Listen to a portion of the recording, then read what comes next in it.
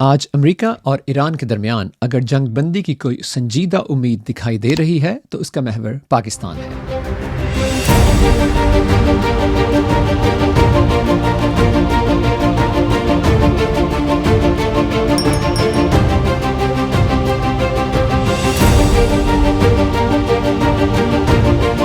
آج امریکہ اور ایران کے درمیان اگر جنگ بندی کی کوئی سنجیدہ امید دکھائی دے رہی ہے تو اس کا محور پاکستان ہے۔ یہ معمولی بات نہیں،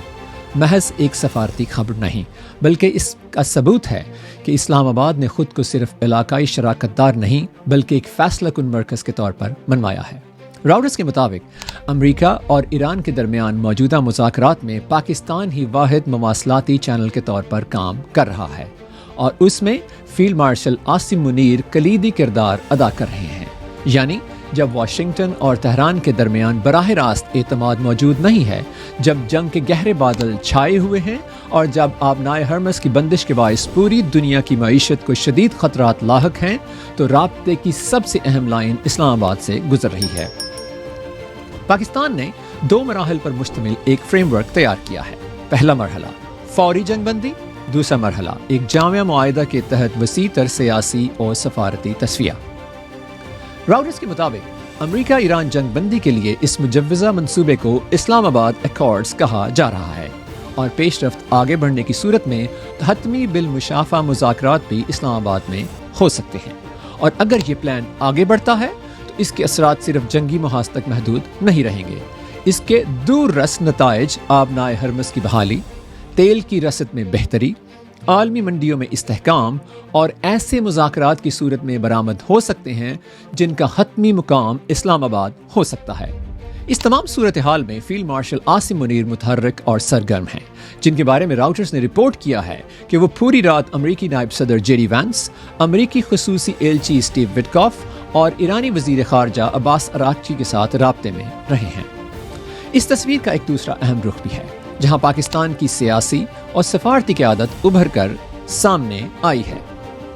پاکستانی وزیر اعظم محمد شہباز شریف نے حالیہ دنوں میں نہ صرف عالمی رہنماؤں سے رابطے تیز کیے بلکہ یورپی یونین کے کونسل کے صدر اینٹونیو کوسٹا کے ساتھ گفتگو میں بھی ایران کی صورتحال اور اسلام آباد میں ہونے والی علاقائی مشاورت پر تبادلہ خیال کیا۔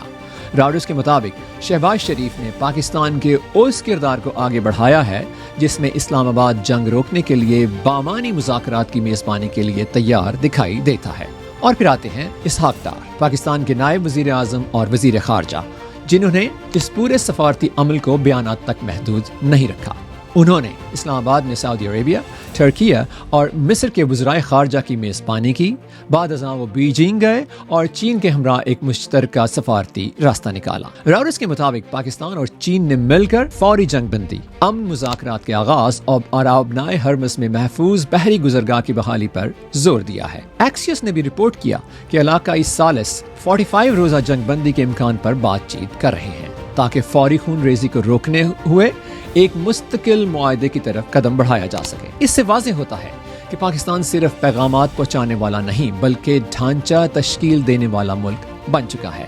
اور یہی پاکستان کا اصل سفارتی لمحہ ہے۔